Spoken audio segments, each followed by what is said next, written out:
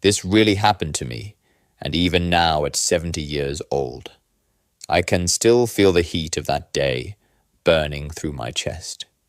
It's a heat that has nothing to do with the relentless Alabama sun and everything to do with the slow burn of betrayal. A fire lit by my own flesh and blood, or at least the man who married her. The first time I noticed the betrayal was at my own kitchen table, the scent of fried catfish and hushpuppies still hanging thick in the air. A Sunday dinner meant to be a small slice of peace in a noisy world. My daughter Lacey had been quiet all afternoon, a tight, worried line around her mouth that it foolishly dismissed as work stress. My son-in-law Darren, however, was in fine form. He held court at the head of my table in my chair, swirling a tumbler of my best whiskey, like he was born with it in his hand. He'd been telling a story about some business deal, a grand puffed-up tale of risk and reward that had my cousin nodding along in admiration. Then, with a sudden chilling shift in tone, he looked me dead in the eye and laughed. It wasn't a warm laugh. It was a sharp, jagged thing full of contempt. "You know," he said, his voice slick with alcohol and arrogance, "people worry so much about saving for a rainy day, but sometimes you just have to make it rain." He winked a greasy conspiratorial gesture.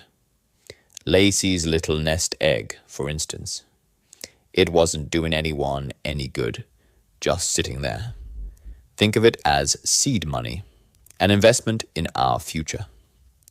He laughed again about the money he had siphoned from my daughters. Trust he was smug, swirling his whiskey glass as if daring me to speak. Everyone else froze. Forks, half-raised silence spreading across the table like spilled oil. My cousin's jaw went slack. Lacey's mother god, rest her soul, would have thrown her plate at his head, but she was 5 years gone. Lacey herself seemed to shrink, her face ashen, her eyes darting between her husband and me. The air grew thick and heavy, the clinking of ice in Darren's glass. The only sound, that was the moment I knew I couldn't let it go. It was the moment the quiet retired carpenter in me died, and something older, something harder took its place. If you genuinely enjoy our stories, please subscribe to the channel. Tell us where you're from and what time it is. Right now, it's always fascinating to know how far our story flows. I was born in Birmingham, Alabama, and for most of my life, I worked with my hands. First in construction, hauling lumber and raising frames under a sun that would bake the sense out of a lesser man. Later, I started running a small carpentry business on the south side of town. Harlan's son. Even though I only ever had a daughter, the name felt solid, traditional. I built things that were meant to last: oak cabinets, sturdy rocking chairs, porches where families could sit and watch the fireflies on a summer evening. I believed in foundations, in things you could trust to hold your weight. By the time I hit my 60s, I thought the storms of life had mostly passed. It buried my wife, raised my daughter, and settled into a quiet rhythm of sawdust, sweet tea, and Sunday services. My daughter Lacey had married a man named Darren, someone I once believed was solid, dependable, even ambitious, had swept into our lives like a cool breeze on a humid day. He wore sharp suits that always looked freshly pressed, had a salesman's charm that could coax a smile from a statue, and he'd convinced all of us he was the best thing that had ever happened to her. He talked about portfolios, growth margins, and leveraging assets, words that felt foreign and impressive in my workshop. He remembered my birthday, called me sir, and always brought a bottle of expensive bourbon when he came for dinner. He made Lacey laugh, a deep, genuine laugh I hadn't heard since she was a girl. For that alone, I was ready to forgive him almost anything. But as the years rolled on, little cracks began to show. The expensive suit started looking a bit too flashy. Like a costume, Darren's charm grew thinner. His absences on so-called business trips grew longer, and the shine on his promises dulled. At first, I thought it was just the grind of married life, the weight of bills and expectations that presses down on every young couple. Yet every time he shook my hand, there was something oily in his grip, a clammy slickness that made me want to wash afterward. His eyes, too, they never quite settled, always scanning the room, assessing angles. Looking for the next advantage, I ignored those instincts. A father's reluctance to see the flaws in the man his daughter loves. I told myself I was old-fashioned, that I didn't understand his world of high-stakes finance. I was just a carpenter. What did I know about investments and leveraging? I held my tongue, even when I saw the strain on Lacey's face, the way she'd flinch when his phone buzzed at the dinner table. The forced brightness in her voice when she'd explain he was closing a big deal and couldn't be disturbed. I ignored it all until the night he stood in my kitchen in my home and boasted about what he had taken like my daughter's future, the money my wife and I had scrimped and saved for her, a cushion against the world's hard knocks was his trophy. And that's where the fire inside me began. A slow, smoldering coal deep in my gut. I didn't speak that night at the kitchen table. Not a word. I felt the blood rush to my head, a hot, roaring tide of fury that threatened to break loose. I wanted to reach across that table, grab him by his starched collar, and drag him out into the yard. But I looked at Lacey. My daughter sat there stiff, her eyes darting between her husband and me like she wanted to sink through the floor. Her shame and fear were a physical presence in the room, and for her sake, I held my peace. I swallowed my rage with a gulp of sweet tea, but the ice in my glass rattled against my teeth. Betraying the storm inside me, Darren smirked like he'd won, like he enjoyed seeing me choke on my own silence. He took another long sip of his whiskey, a king on a stolen throne, and changed the subject as if nothing had happened. When the plates were cleared and the night finally mercifully ended, I walked out onto the porch alone. The air was thick with the sound of cicadas and the faint smell of honeysuckle scents that had always meant peace to me. But not tonight. Tonight they smelled like a lie. My hands trembled as I lit a cigarette. The first in over a decade. I'd quit the day. Lacey was born, promised her mother. I'd see my grandkids grow up. Now the acrid smoke felt like the only thing that could fill the hollowed-out space in my chest. I promised myself it would be the last, but that promise, like so many in my life, would be broken. Soon I stood there for a long time, watching the smoke curl into the dark, and I made a different, harder promise. I would not let him get away with it. The days that followed were filled with a gnawing suspicion that felt like an ulcer in my soul. I'd seen men like Darren before, slick talkers who built their world on lies, who lived for the power of being just one step ahead of everyone else. They were parasites dressed in confidence and charm, but this was personal. This was my daughter, my family. And though Lacey tried to downplay it, brushing me off with half-hearted assurances, when I tried to broach the subject, I saw the truth in her eyes. She was scared. "Daddy, it's not what you think," she said a few days later. Her voice thin and strained over the phone Darren just borrowed from the trust. He has a plan to pay it all back with interest. It's a temporary cash flow issue. A cash flow issue? I'd repeated, my voice tight. Lacey, that was your inheritance. Your mother's money. It wasn't his to borrow. He's my husband. She shot back a defensive edge to her tone. What's mine is his. You're from a different generation. You don't understand, but I understood more than she knew. I understood the tremor in her voice, the rehearsed lines she was feeding me.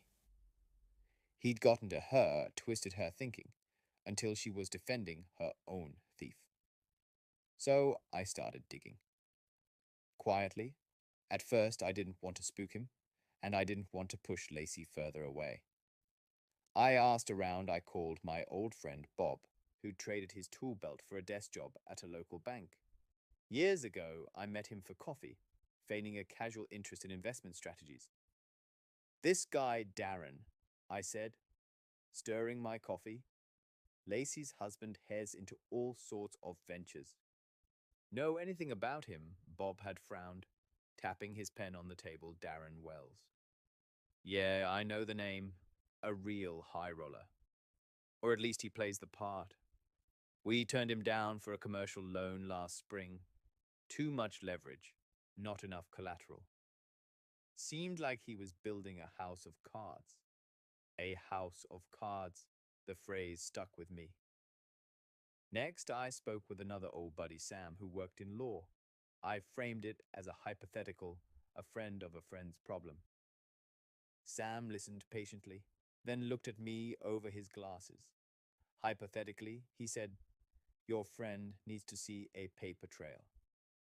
If this fella is taking money from a trust without being a designated trustee with explicit permissions, that's not just immoral, it's illegal." That word illegal gave my anger a direction.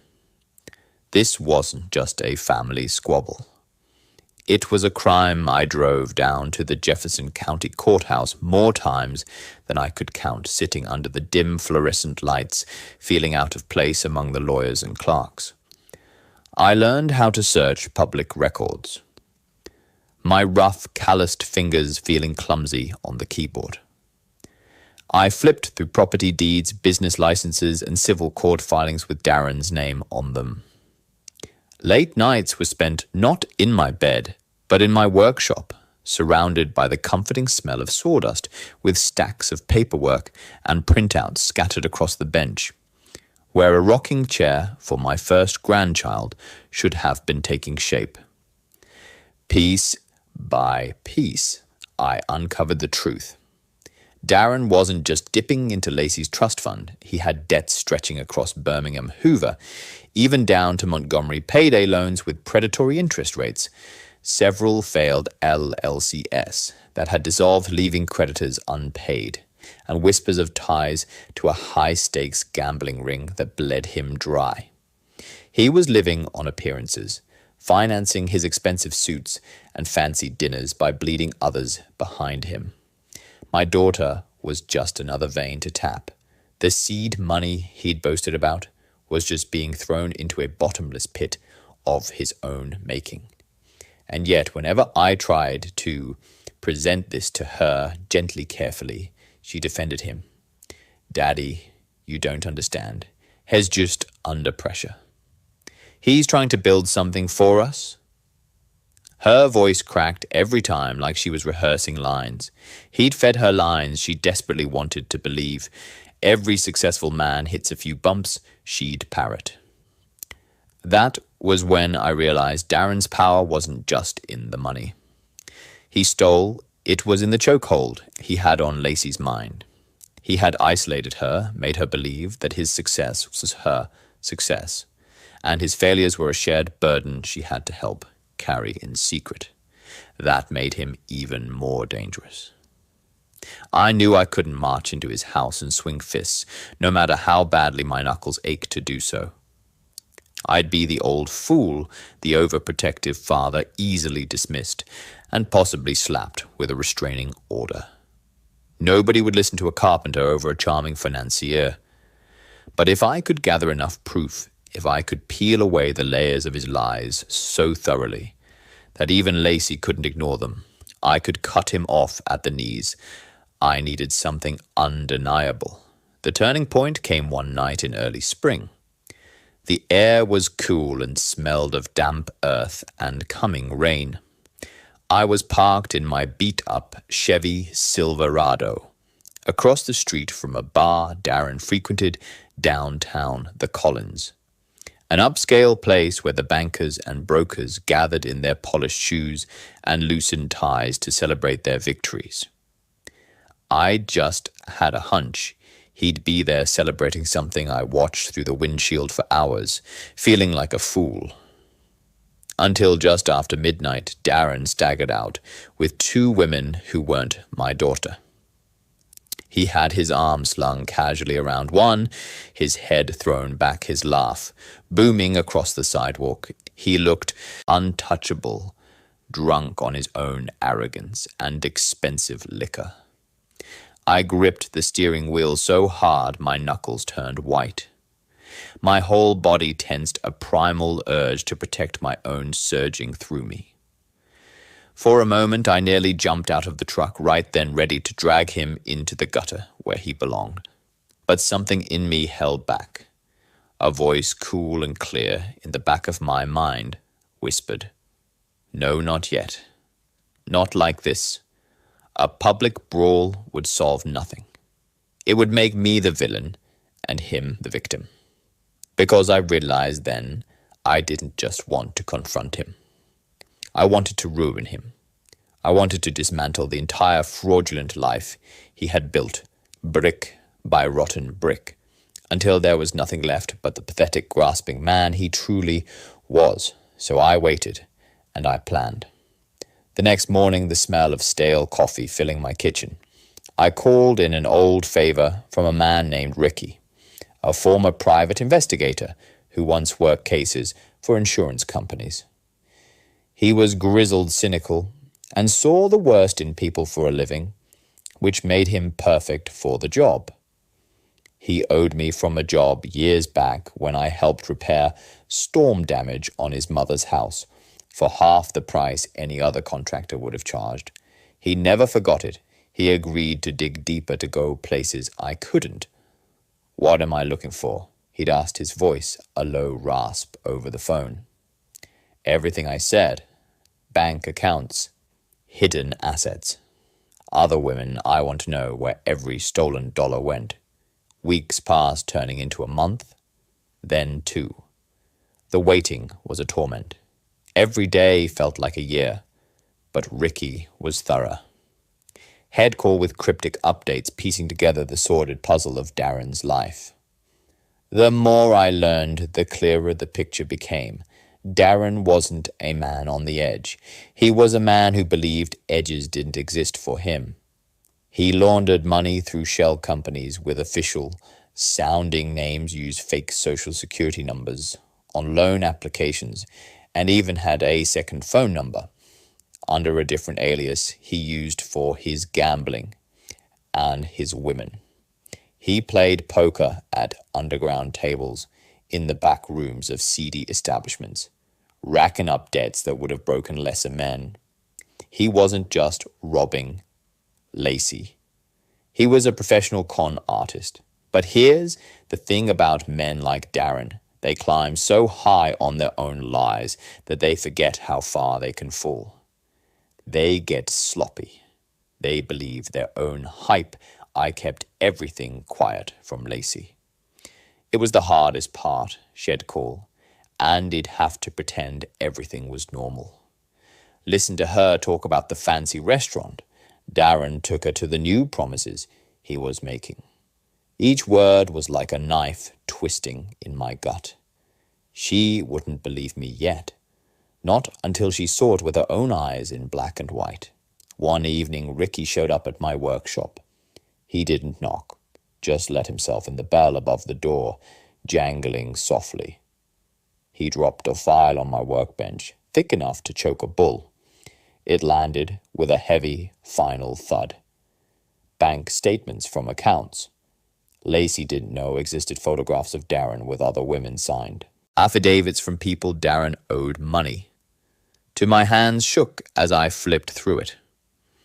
Not from fear, but from the weight of knowing what I held could change everything. It was the blueprint of a man's destruction. I remember looking up at Ricky across my workshop table. His cigarette smoke curled in the stale air between us.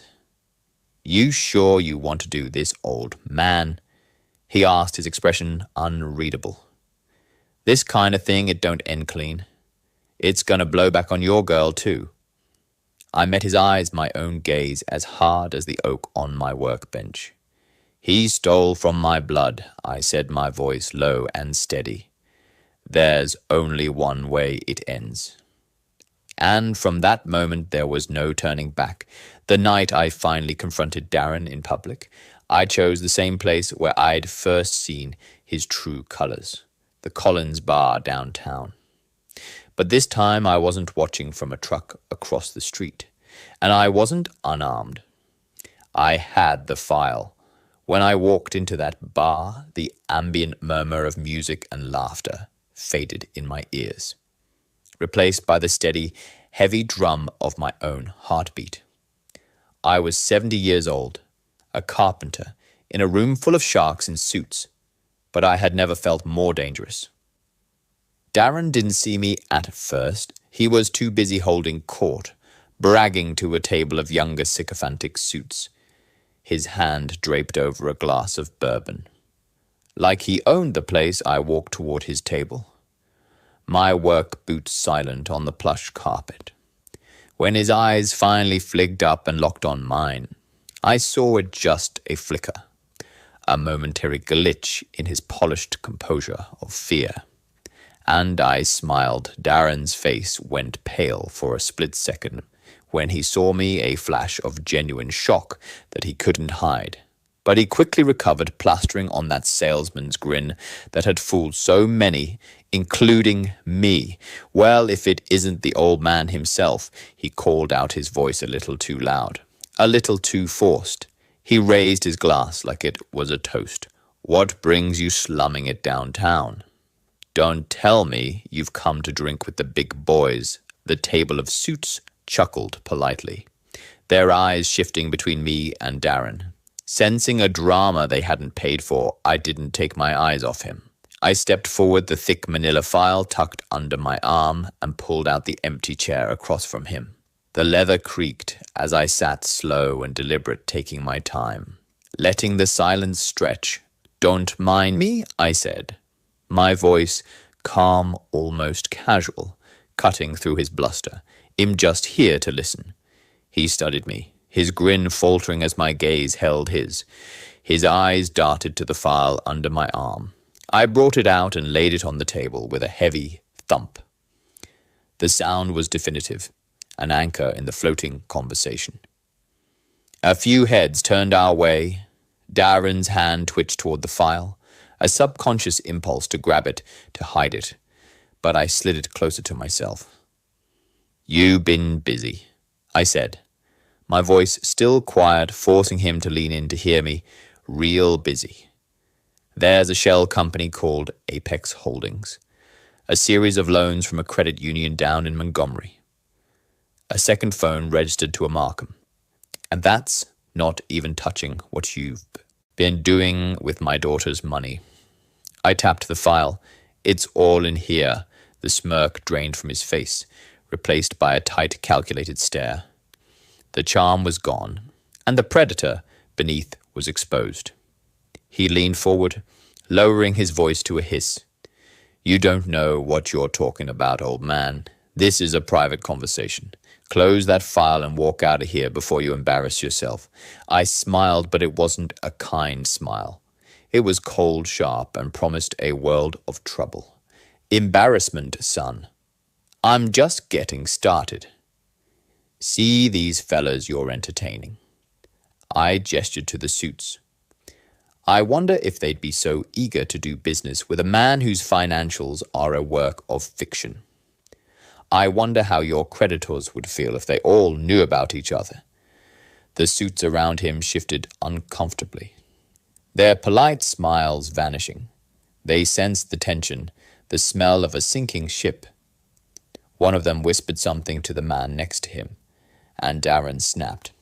"Shut up." His charm cracked completely, and the raw, ugly arrogance bled through it. That's when I realized something crucial. He wasn't invincible. He was terrified of exposure. His entire life was a performance, and I was threatening to pull back the curtain. I stood my chair scraping against the floor. I scooped up the file and leaned down until my face was inches from his. My voice, a low growl that only he could hear. This is your one chance. You have 24 hours to go. To Lacey.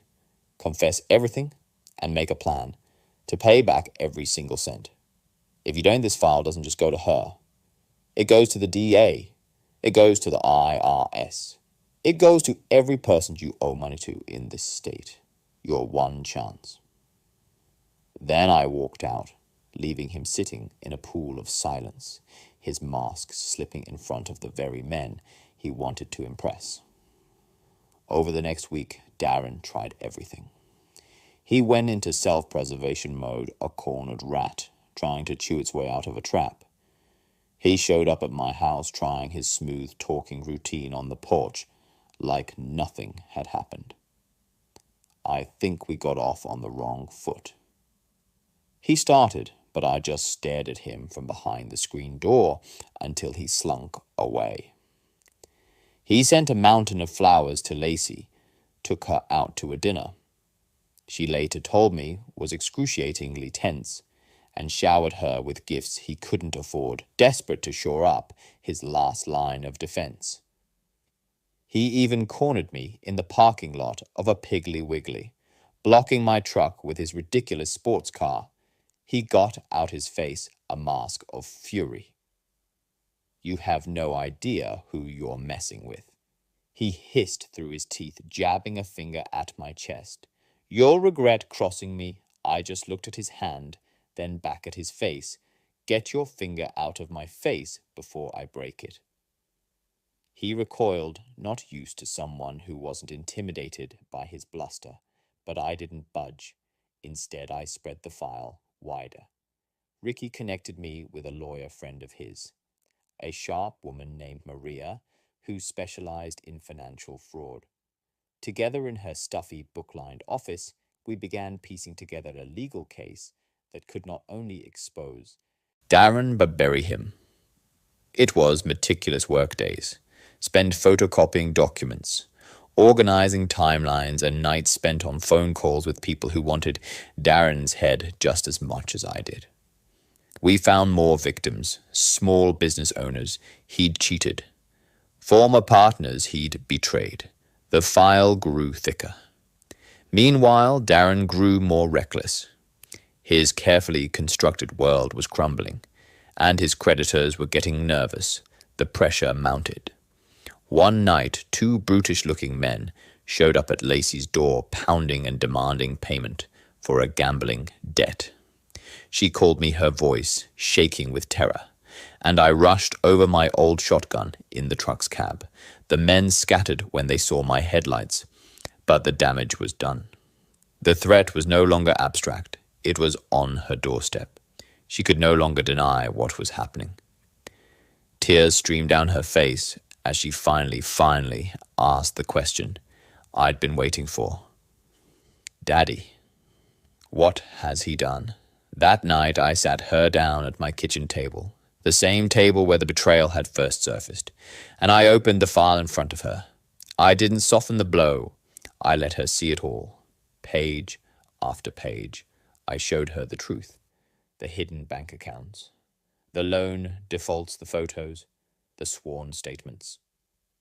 Her hands trembled as she flipped through the documents, her lips pressed into a thin, tight line, her world crumbling around her. I saw the love in her eyes curdle into horror, then into a cold, hard resolve that mirrored my own. When she finally looked up at me, her face was pale, her voice barely a whisper. We have to stop him. I nodded, my heart aching for her pain, but relieved by her strength. We will. But stopping Darren wasn't going to be as simple as exposing him to Lacey. He was a cornered animal, now more dangerous than ever. The more we tightened the net with Maria, the more he lashed out.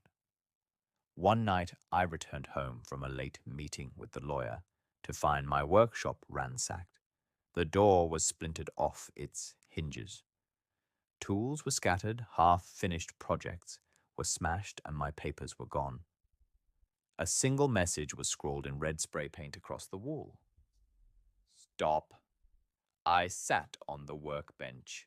Amid the wreckage, my fists clenched my chest tight, with a rage so pure it felt like ice. But instead of fear, a strange, profound calm settled over me. Because if Darren thought he could scare me off with cheap thug tactics, he had no idea what 70 years of grit and hardship looked like. This was just wood and tools.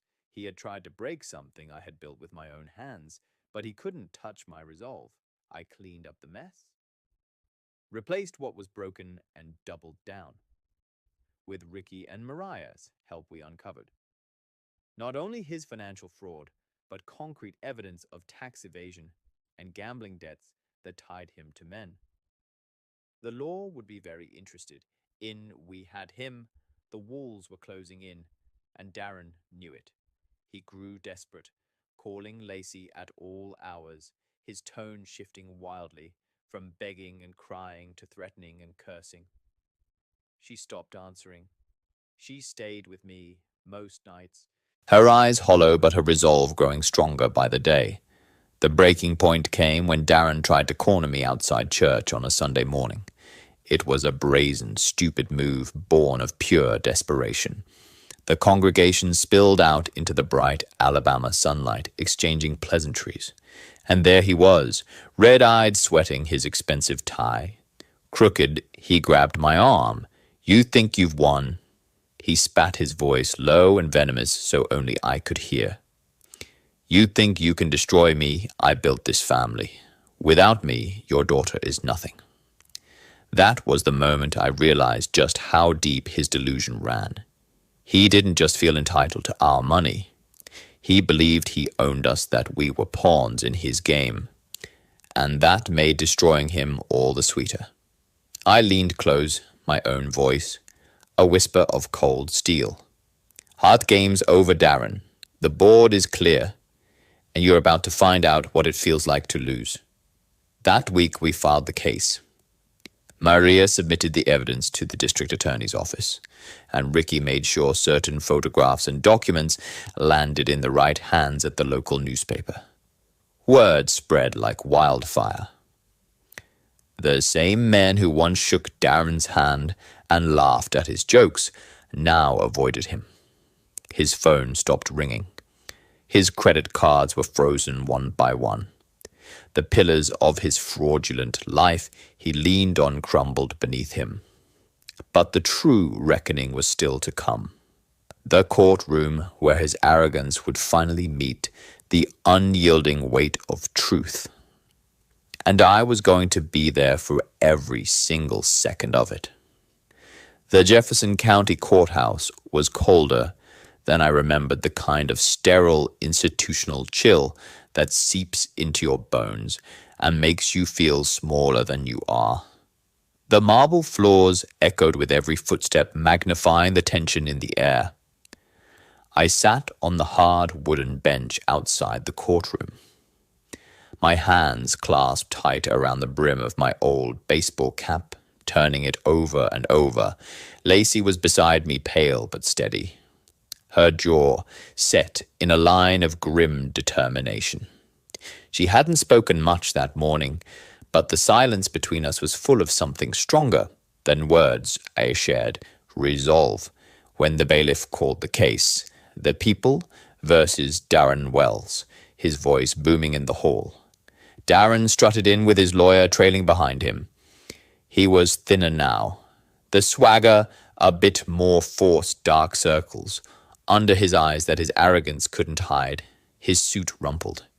Yet he still carried himself with that same smug entitlement, like he thought this was all a grand misunderstanding he could charm his way out of. He didn't even glance at me. He saved his sneer for Lacey, a look of pure contempt, as if daring her to betray him. The judge, a stern-faced woman with no patience for theatrics, took her seat, and the trial began.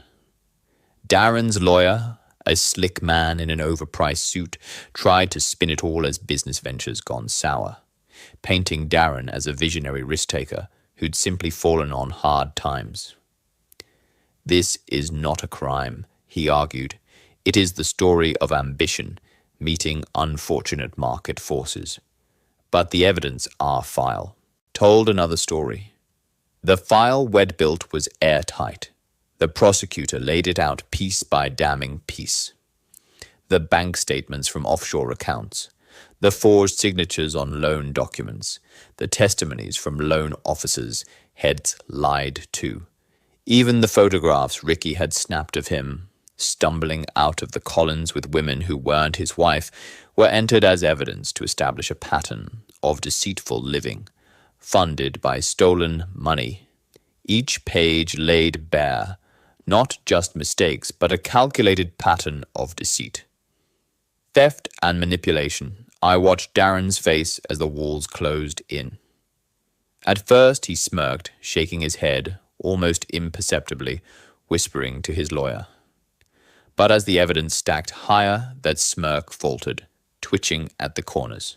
By the time the DA slammed down the copy of Lacey's trust fund withdrawal slips, authorizing large transfers to his shell company, with Darren's signature scrawled across them. His knuckles were white, where he gripped the edge of the defendant's table. Then came the witnesses. A parade of ghosts from Darren's past, the loan officer from Montgomery. A nervous man who testified how Darren had used fabricated documents to lie about his assets. The bar owner from a downtown dive who described under oath Darren's escalating gambling debts and his desperate attempts to pay them off. Even a former business associate dragged in by subpoena who reluctantly admitted Darren had bragged about using shell companies to shuffle money around and hide it from his wife and creditors. Each testimony was another nail hammered into his coffin. But the hardest moment, the one that tore me in two and filled me with a terrible pride, was when Lacey herself took the stand. She walked up there slow, her heels clicking against the polished floor, the sound echoing in the silent room. She looked so small and fragile under the harsh fluorescent lights. But when she opened her mouth to be sworn in, her voice was clear and strong. She spoke about the nights he disappeared. The vague explanations, the lies he told about business meetings that she later discovered, were poker games.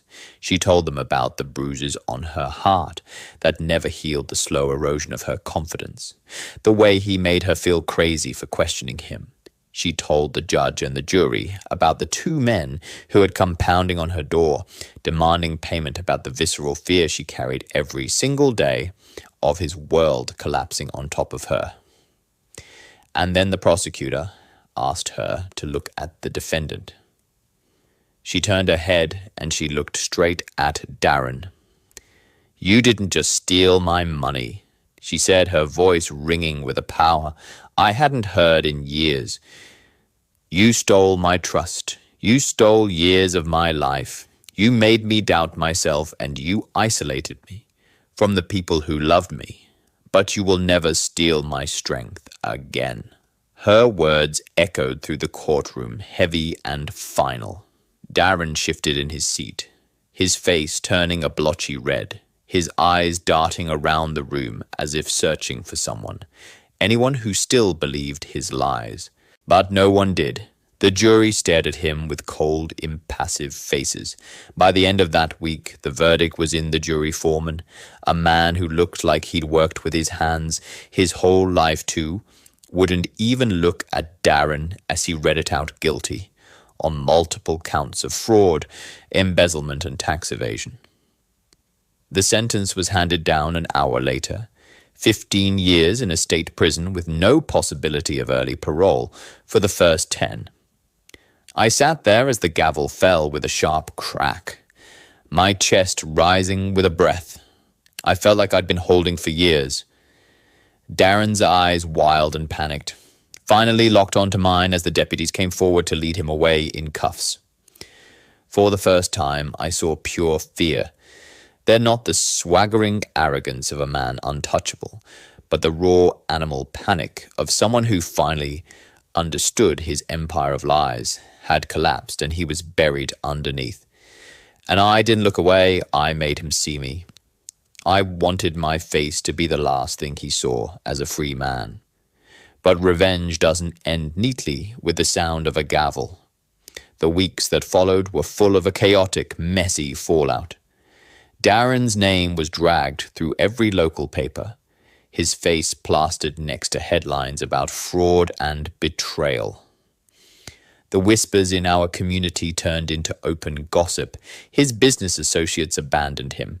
His debts came calling to an empty house, and the very people he had once lorded over now turned their backs. Lacey struggled in those first days, carrying the weight of public shame and private relief, all tangled together.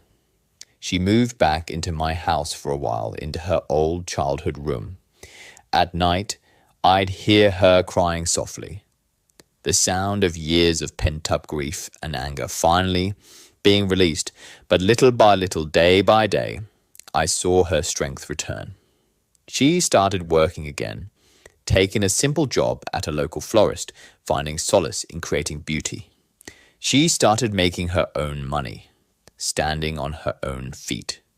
One evening a few months later, she sat across from me at the kitchen table, her eyes redrimmed but clear. "Daddy," she said, her voice quiet but firm. "I never would have had the courage to face that. If you hadn't stood up for me." I reached across the table and covered her hand with mine. "No, baby girl, you had it in you all along. He just tried to make you forget it. I just helped you see it." And for the first time in years, she smiled a real, honest smile that reached her eyes. But Darren wasn't done. Not truly men like him never are. Prison stripped him of his power and his fancy suits, but it didn't touch his malice. Letters started coming scrawled in his jagged, angry handwriting on thin prison stationery, promising revenge, swearing he'd rebuild, cursing my name. I burned each one in the fireplace, watching the paper curl and blacken, the hateful words turning to ash and smoke. Still, the tension lingered like a persistent shadow at my back. I was 70 now, my hands slower, my body heavier with the aches of a long life. But I felt sharper than ever, my mind honed by the fire of everything we'd endured. One night sitting, alone on the porch, a whiskey in my hand, I thought about what Ricky had told me months earlier. This kind of thing, it don't end clean. And he was right. Because even with Darren locked away, even with Lacey free and rebuilding the ghost of his betrayal, lived on revenge wasn't a cure, it was a reckoning. And sometimes reckonings leave scars deeper than the wounds that cause them. Still, as I looked out at the dark, humid Alabama night, the cicadas buzzing their electric song, the smell of honeysuckle in the air, I knew one thing for certain. If Darren ever crawled out of the hole he dug for himself, I'd be waiting. And this time, I wouldn't need a file or a courtroom. The first letter came 2 months after Darren was sentenced. It was short, scribbled on that cheap prison stationery, the kind of paper that tears if you grip it too hard.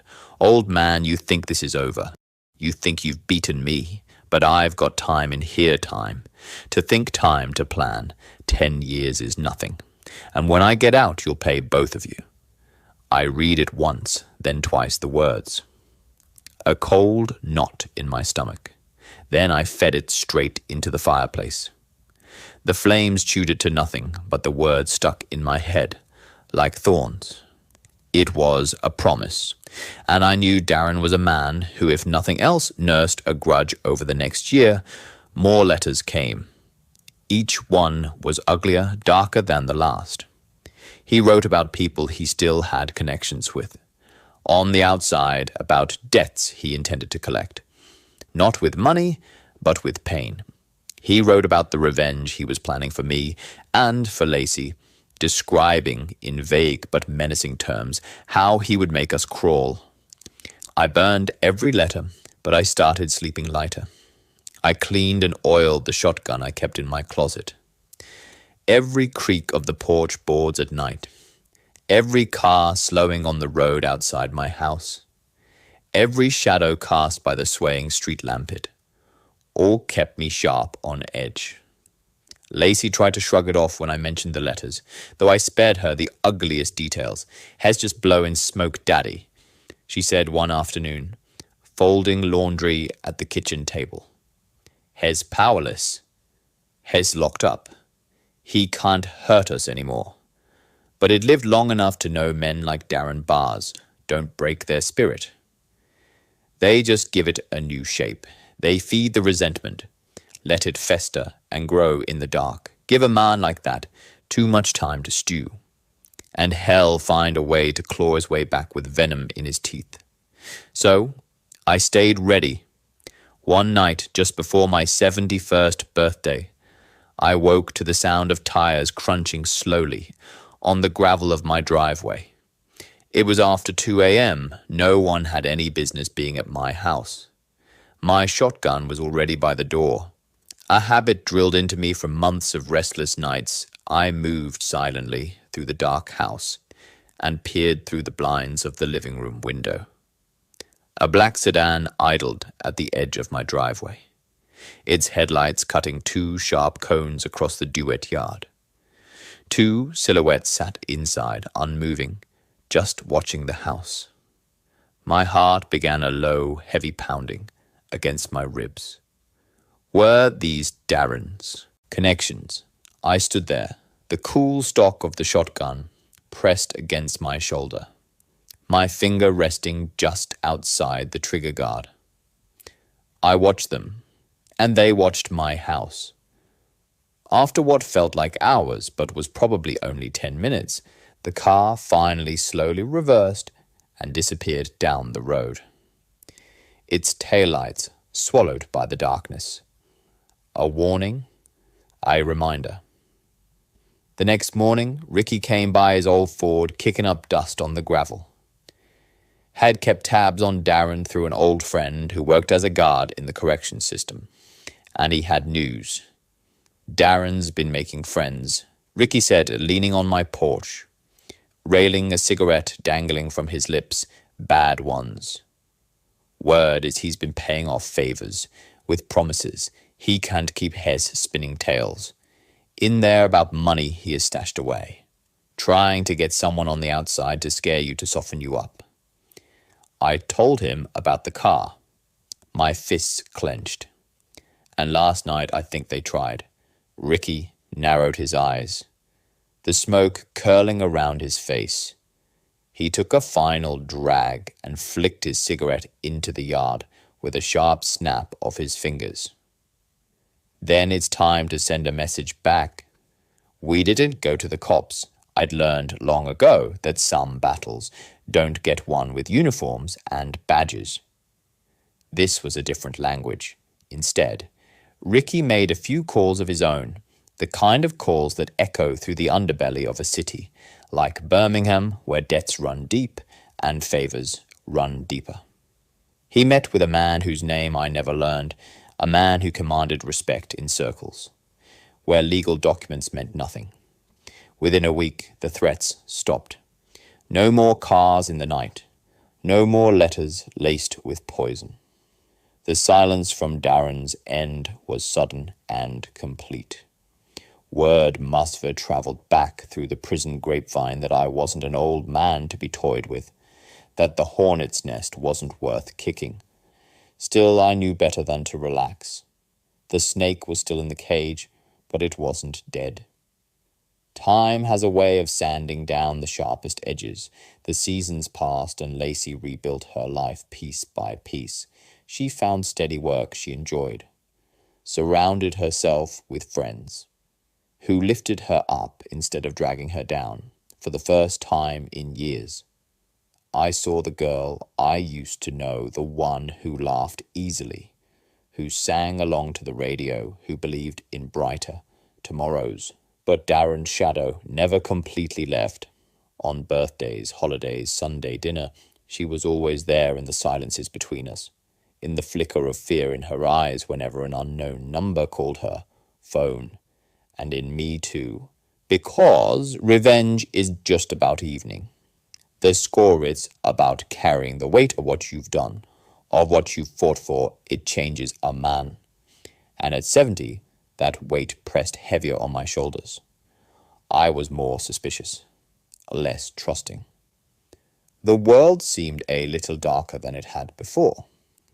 The last time I saw Darren was 5 years later. I got a call from Ricky. Darren had been transferred to a lower security facility. It was possible to arrange a visit. I don't know why I went. Maybe I needed to see for myself what was left of the man prison had worn him down. The years had stripped away the last of his polish. His hair had thinned and gone grey. His once confident posture was now a defeated slump.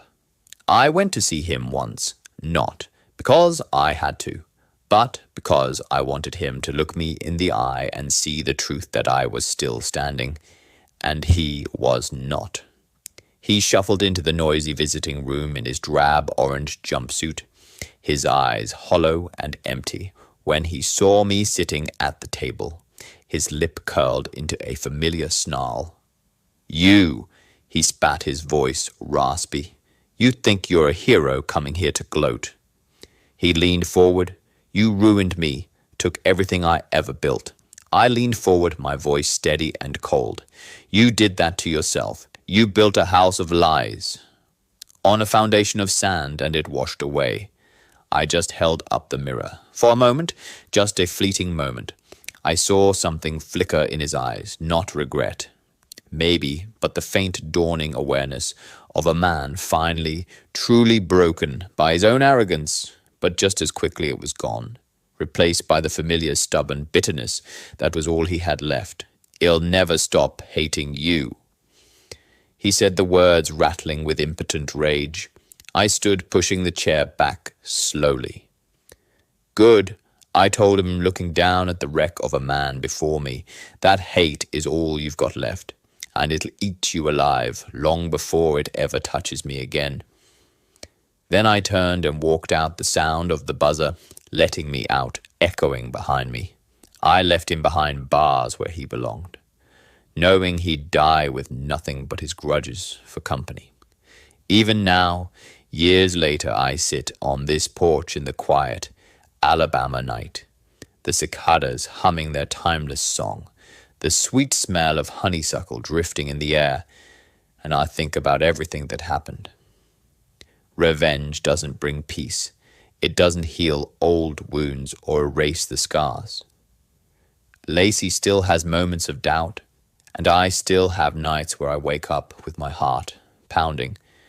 But it does bring justice in its own cold, hard, and necessary way. And for me, for my daughter, that was enough. Because Darren learned far too late what happens when you steal from a man's blood. And that debt was paid in full. After that prison visit, I thought Darren would fade into the background of my life. A ghost locked away a memory that would eventually dull with time, but he lingered a persistent infection. Even from behind bars, he found ways to keep his venom alive. Every few months, word would reach me from Ricky's connections inside the system. Darren had been caught running schemes inside the prisoner contraband trading ring, using prepaid phone cards, a small-time gambling operation during rec time, even conning new, naive inmates with elaborate promises of outside legal connections that didn't exist. The man couldn't stop. The grift was in his blood. And yet every scheme ended the same way. He'd get caught, he'd be exposed, he'd face punishment, and another black mark would be added to his prison record, pushing any chance of parole further into the realm of fantasy. He was a caged dog chewing on his own leg, too proud and too stupid to admit the fight was over. One evening just after my 70th birthday, I was sitting on my porch watching the fireflies begin to dot the twilight when a letter arrived. It was in a plain white envelope, the return address that of the state penitentiary. But it wasn't from Darren this time. The handwriting was neat, clerical. It was from the prison chaplain. It was short and to the point. Mr. Harlan, I am writing to you at the request of inmate Darren Wells. I thought you want to know. Darren has fallen ill. His health is failing rapidly. From an aggressive cancer. He has asked to see you. I sat there with that letter in my hands, the paper cool against my wrinkled skin, the cicadas screaming their evening song in the dusk. The weight of the years pressed down on me. Part of me, the hard, vengeful part, wanted to tear it up and burn it like all the rest. Let him rot in silence. Let him face his end alone with his hate as his only companion.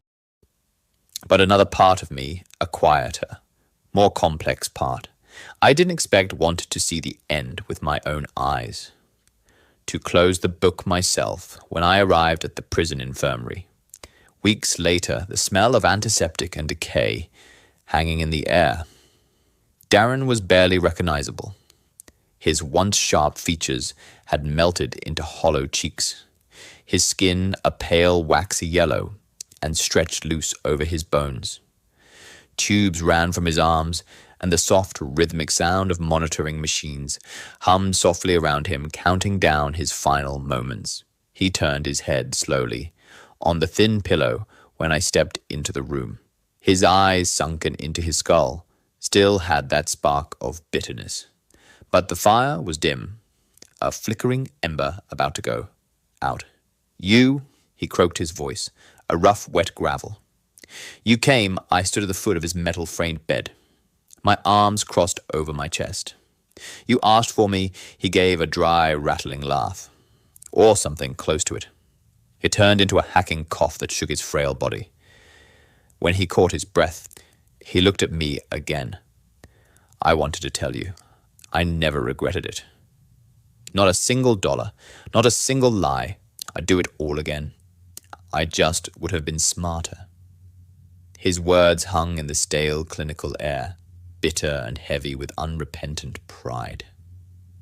For a long time I just stared at him, at this broken, dying man who had once strutted through my kitchen, whiskey glass in hand, daring the world to challenge him.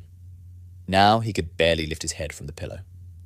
Finally, I stepped closer, my shadow falling over his bed, my voice low. Then, die with it on your tongue. Let that be your legacy.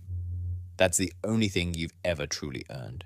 His eyes flared for a second with the old malice, but then the strength drained out of him. His eyelids fluttered, his chest rattled with a shallow breath. I turned and walked out of that room, past the guards, and down the long, sterile corridor before the machines behind me changed their rhythm to a long, steady flat line. I didn't need to see the last breath. I already knew it was over. In the months that followed Darren's death, I noticed a subtle but definite change in Lacey. She stood taller. She laughed more freely. It was as if some invisible weight she hadn't even realized she was carrying had been lifted from her shoulders. A shadow finally truly gone from her life. She never asked about Darren's final days, and I never offered. Some truths aren't worth sharing. Some doors are best left closed. One evening she joined me on the porch. The Alabama sunset painted the sky in brilliant shades of orange and purple. And for the first time in a very long time, she looked completely at peace. Do you think it's really over now? Daddy? She asked, her voice soft. I looked out at the horizon, my old gnarled hands folded in my lap. It's over for him. For us, it's just life again. And that's enough, she nodded, and we sat together in comfortable silence. The cicadas humming like they always had time, moving forward like it always does, healing what it can. But late at night, when the house is quiet and I'm alone with my thoughts, I still hear Darren's voice in the back of my mind. That smug smirk, that dismissive laugh, that towering arrogance that once seemed so unshakable. And I remind myself of the lesson I learned the hard way, a lesson etched into my soul. Men like Darren never change. They only rot. And sometimes the only justice left in this world is to stand long enough and strong enough to see it happen. The years after Darren's death moved quietly, almost eerily. So life had a way of returning to its simple, predictable rhythms once the noise was gone. I still rose early. Each morning brewed my coffee strong and black and sat on the porch watching the mist rise over the Alabama pines. The world felt both heavier with the weight of memory and lighter with the absence of a threat. Lacey rebuilt steady and determined. She sold the house she'd once shared with Darren, place full of ghosts, and bought herself a modest sunny home near Vestavia Hills. She filled it with warmth and life, vibrant paintings on the walls, music always humming from a speaker in the kitchen, the sound of laughter from friends who'd long been waiting to see her shine again. She never remarried, never even spoke of love again. But I could see her quiet strength in the way she carried herself, in the independence she cherished. I tried to let the past rest, yet some nights it came back in unwelcome waves. The memory of Darren at my kitchen table so smug with his stolen confidence. The sound of his voice outside the church, spitting venom, the hateful words in his letters, the sight of him broken and withering in that infirmary bed. And each time I'd have to remind myself justice had been served. The debt was paid. When I turned 79, I found myself thinking more about my own time. Mortality has a way of creeping into your thoughts when the face in the mirror shows more lines than you remember, when the body grows slower and weaker than the mind feels. I started writing down pieces of the story fragments here and there in an old notebook, because I knew one day someone might need to understand why things ended the way they did, not for glory, not for pity, just for the plain, unvarnished truth. And sometimes truth is the only weapon worth leaving behind. One evening as the sun dipped low and the cicadas sang their endless electric song, Lacey joined me on the porch again. We didn't talk much these days. We didn't need to. We understood each other in the quiet spaces between words. She sipped her sweet tea, her gaze on the fading light, and said softly, "You kept your promise, Daddy. You kept me safe." I looked at her, at the resilient, incredible woman she had become through all the fire and all the ash, and I felt a deep, profound ache of pride in my chest. I just did what a father has to do, I replied, my voice a little rough. She smiled then, a faint but real and peaceful smile. And in that moment I knew I had done enough. Now at 70 years old as I tell this story, I sit in the same chair in the same Alabama night air, and I think of Darren one last time. His laugh, his lies, his spectacular downfall. A man who thought himself untouchable, brought low by his own insatiable greed and blistering arrogance. Revenge didn't make me younger. It didn't make the scars on my family disappear. But it gave me one gift that no one could ever steal. The hard-won peace of knowing that justice, in the end, found him. And sometimes late in the silence of the night, when the porch light flickers and the cicadas fall quiet for a moment, I swear I can still hear the faint ghostly echo of Darren's laugh on the breeze. That's when I remind myself with a calm that chills even me. I buried him once in the courts, and I'd bury him again if I had to. The end.